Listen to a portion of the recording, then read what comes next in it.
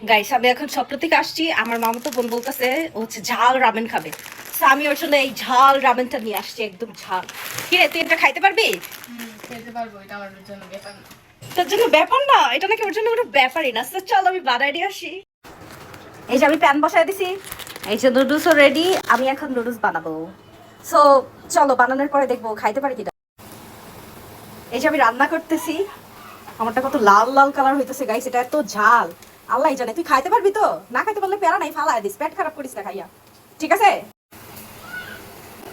আমার কাছে এগুলো কোনো ব্যাপারই না। ঠিক আছে, আমার রান্নাটা হইতে আর 5 মিনিট লাগবে।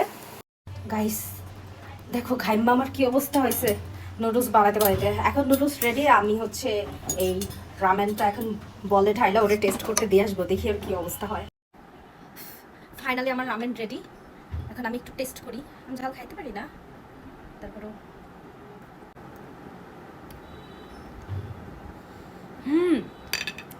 এটা অনেক ঝাল।